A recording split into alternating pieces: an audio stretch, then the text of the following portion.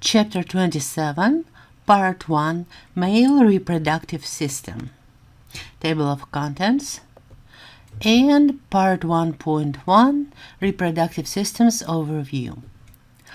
So, both males and females have primary sex organs. As a general name for them is gonads, testes and ovaries. Testes in males, ovaries in males.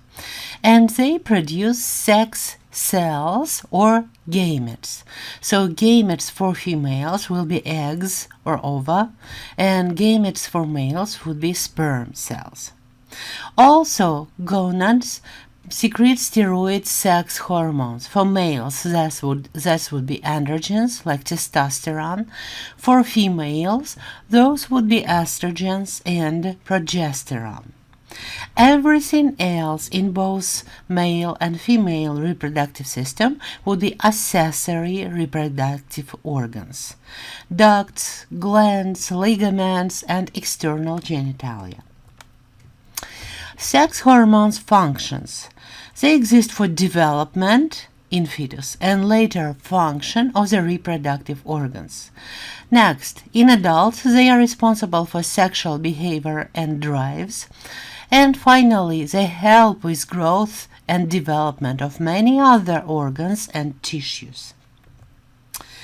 Now we go into male reproductive system structures. That includes testes, located in the scrotum, epididymitis, single will be epididymis. Here they are, right next to the testes, the penis, and all the ducts. Testes right here produce sperm cells and hormone testosterone.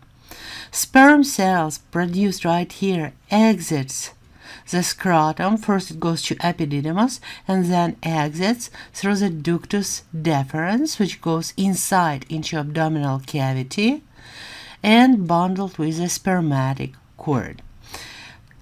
Then glands, that would be seminal vesicles, bulbourethral glands, and prostate gland. They add fluids to the sperm and create semen. Scrotum, that outside structure, sac of skin and superficial fascia, that would be skin, and inside there would be fascia, superficial fascia, which hangs outside the abdominopelvic cavity. It contains paired testes left and right. Why it is outside? Because the temperature necessary for sperm production should be 3 degrees of Celsius, lower than the core body temperature. Otherwise, sperm cells will not be produced. Next one. Temperature should be kept constant, and it is done by 2 sets of muscles. First of all, it's cremaster muscles. Here they are. They help to elevate the testes, moving them closer to the body when it's cold. And the next one, not shown in the picture, would be smooth muscle that wrinkles the scrotal skin. It's called Dartus Muscle. Testes are producing both sperm and androgens like testosterone, and each testis is surrounded by 2 tunics.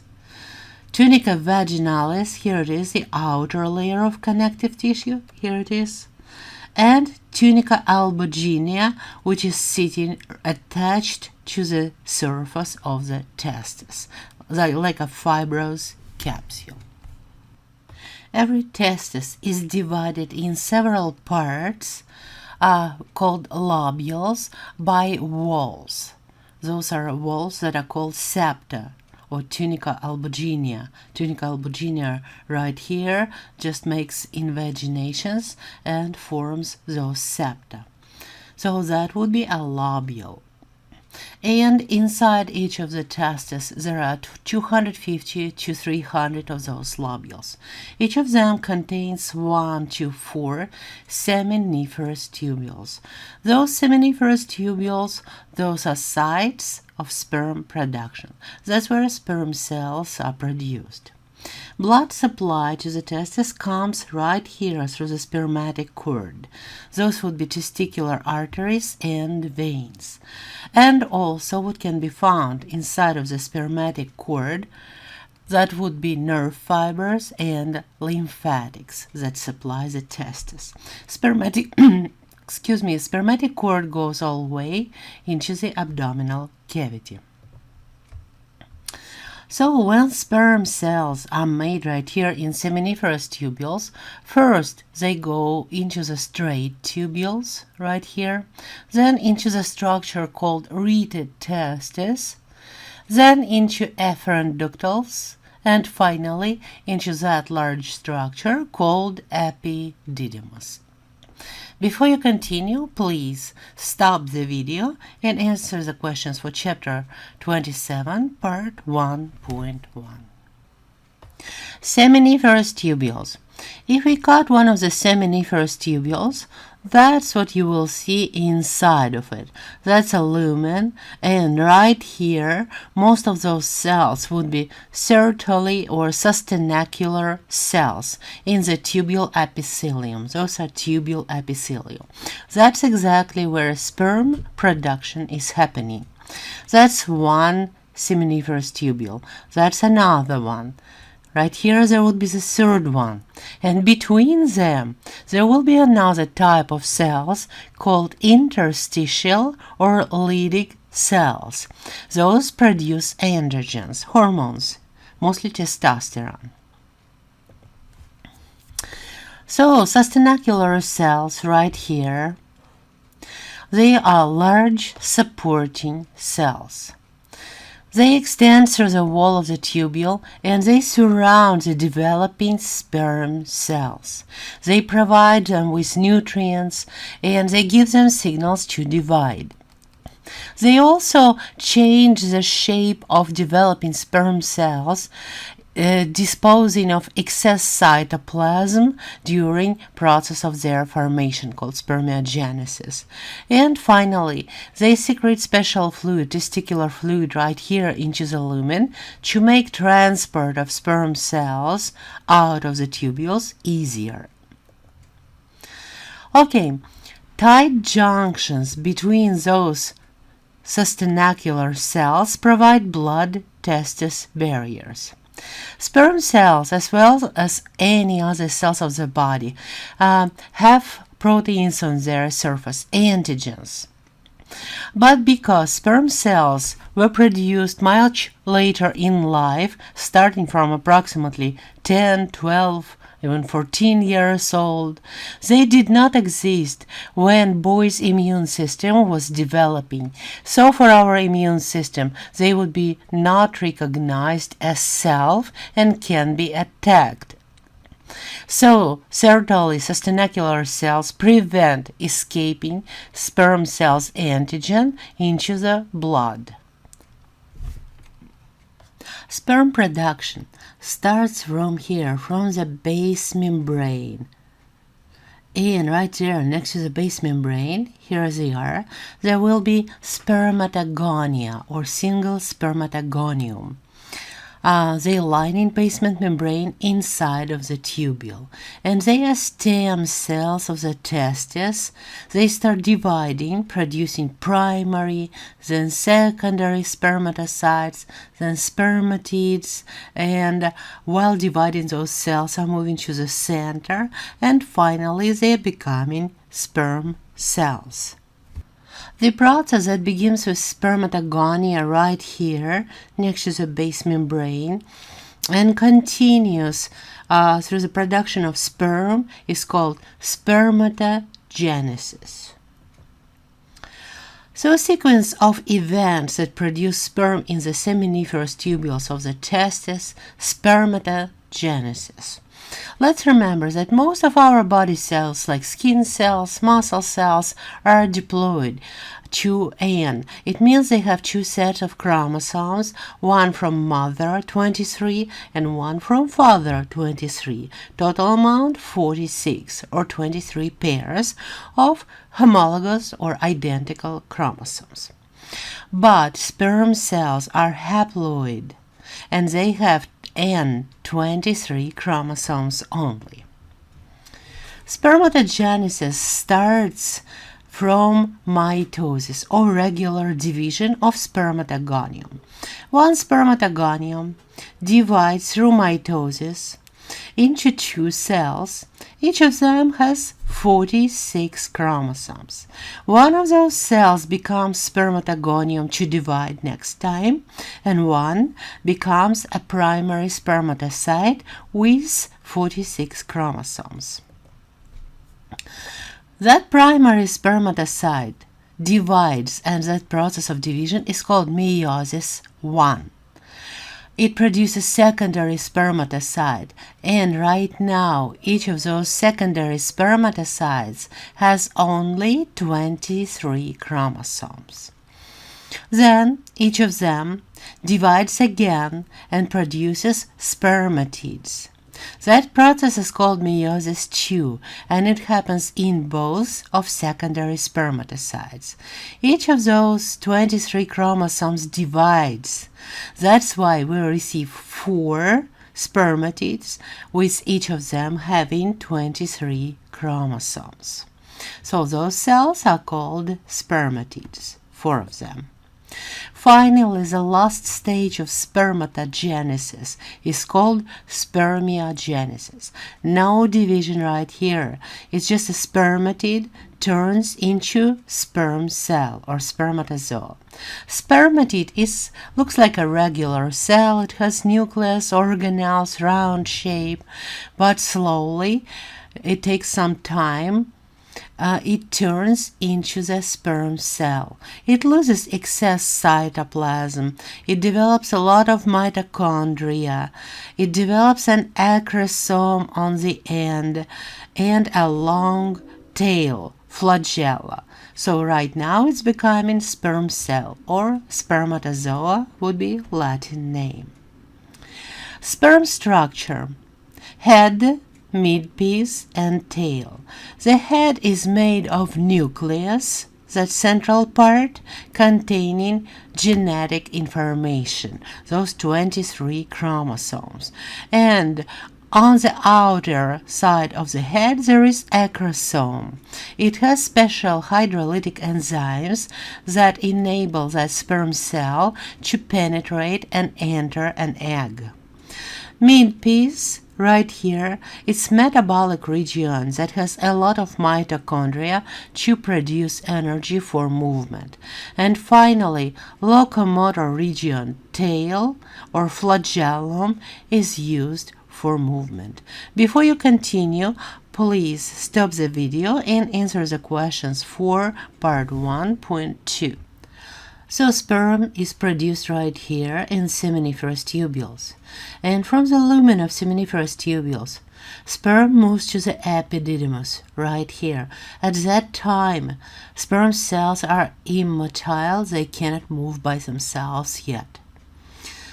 So it takes on average 12 days for sperm move through the coils of the epididymis. And then sperm starts moving from the head of epididymis, slowly maturing on the way and coming right here to the tail of epididymis. While it's moving all the way through the epididymis, it acquires ability to move under their own power using their flagella, tail. Duct system. Duct system starts from the epididymis where sperm matures. During ejaculation, sperm goes through the ductus deferens. Here it is. It goes all the way right here to the abdominal cavity, next to the urinary bladder. That's ampulla of ductus deferens where it becomes wider. Then it enters to this part, which is prostate, and right here it's called ejaculatory duct, and right here it fuses with their seminal vesicle duct. Then later it turns into urethra and goes all the way through the urethra outside of the body. So during ejaculation, the epididymis contracts because there are smooth muscles in the walls of epididymis, and it expels sperm into the ductus deferens and propels sperm from epididymis all the way to the urethra and outside of the body. The best form of birth control in males is vasectomy. It's when ductus deferens get caught and ligating. Accessory glands. Sperm make up only 5% of the final volume of semen, the thick milky fluid that male ejaculates. So, the bulk of semen is produced by 3 accessory glands of the male reproductive system. Their names are seminal vesicles, prostate gland, and bulbourethral glands. Prostate is single gland, but seminal vesicles and bulbourethral are paired glands. So right here there are seminal vesicles. Here they are, left and right. They produce viscous alkaline seminal fluid that contains fructose for energy, ascorbic acid, some enzymes, and prostaglandins, and it makes 70% of the volume of semen. So here are the seminal vesicles. Duct of seminal vesicle, here it is, joins ductus deferens, and together they form ejaculatory duct. Prostate gland encircles part of the urethra right here as soon as urethra exits from the urinary bladder. It secretes milky fluid, the prostate gland. It contains enzymes, and those enzymes play a role in activation of sperm to make sperm motile. It enters the prostatic urethra during ejaculation. Bulbourethral glands, right here, left and right, and they're a duct. They produce thick and clear mucus that lubricates the glands of penis and neutralizes traces of acidic urine in the urethra before semen comes into it. So, semen is a mixture of sperm and 3 accessory gland secretions. It contains nutrients, fructose for energy. It protects and activates sperm and facilitates sperm movement. Alkalinity neutralizes the acid in the male urethra and female vagina because acid is dangerous for sperm cells. It can kill sperm cells. Antibiotic chemicals which semen has destroy certain bacteria. Usually between 2 to 5 milliliters of semen are ejaculated, and that amount contains from 20 to 150 million of sperm cells. Before you continue, please stop the video and answer the questions for part 1.3. Male urethra conveys both urine and semen at different times. So there are 2 ways how male urethra is different from female urethra, because it conveys both those 2 fluids, and also it's much longer and it has 3 regions. The first one, when it exits from the urinary bladder and goes through the prostate gland, is called prostatic urethra. Then when it goes through the deep muscles of perineum right here and enters the penis, this part is called membranous urethra. And finally, when it's inside of the penis, it's called spongial or penile urethra. Penis is a male copulatory organ, and it consists of root part, which is inside of the body, shaft, and at the end there will be glans. Penis, covered with prepuce, loose skin that in many cultures is surgically removed. That is called circumcision. Spongy urethra and 3 cylindrical bodies of erectile tissue right here. So left and right corpora cavernosa. Here they are, and at the bottom there will be corpus spongiosum that has urethra inside of it. Very good blood supply. Erection is an enlargement and stiffening of the penis from engorgement of erectile tissue with blood. So those erectile tissues are filled with blood. It's initiated by sexual stimuli and by parasympathetic reflex that promotes release of nitric oxide, NO. And nitric oxide causes erectile tissues to fill with blood. The inability to attain erection is called impotence. Ejaculation is a propulsion of semen from the male duct system, and this time it will be sympathetic spinal reflex responsible for that. It causes ducts and accessory glands to contract and empty their contents. And at the same time, it causes a urinary bladder sphincter to constrict, preventing the expulsion of urine into semen. Testosterone is an androgen hormone, steroid hormone by structure, produced by Leydig interstitial cells. Remember, those are cells sitting between the seminiferous tubules, outside of them. In childhood, testosterone concentrations are very low, and they start increasing during puberty, activating characteristic physical changes and initiating spermatogenesis, production of sperm cells. Leydig cells produce approximately 6 to 7 milligrams of testosterone every day. Functions of the testosterone. It promotes spermatogenesis, production of sperm cell. It plays a role in muscle development and bone growth in males, the development of secondary sex characteristics, and maintaining sex drive, libido, in both males and females. In females, the ovaries secrete very small amounts of testosterone, and most of it later will be converted to estradiol. Also, a small amount of testosterone is secreted by the adrenal glands in both males and females. Control of testosterone. It starts from hypothalamus.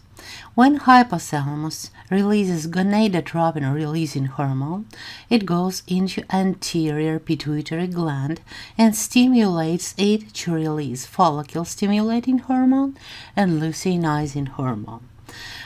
Follicle-stimulating hormone goes to the Sertoli cells and is responsible for sperm production, while luteinizing hormone goes to the interstitial Leydig cells sitting between the seminiferous tubules and stimulates them to produce testosterone. If there is too much of testosterone or production of sperm, then inhibin, it's another hormone that can be produced in the testes. It inhibits release of follicle-stimulating and luteinizing hormone. That mechanism, as you know, is called negative feedback. Secondary sex characteristics in males start developing at puberty, and voice changes. It becomes much lower. Hairs start growing on chest, face, underarm, and pubic area. Body becomes more muscular. Bones grow larger. Penis becomes larger, and testes start to produce sperm. So right here it should be testes. Please remember to answer the questions for part 1.4.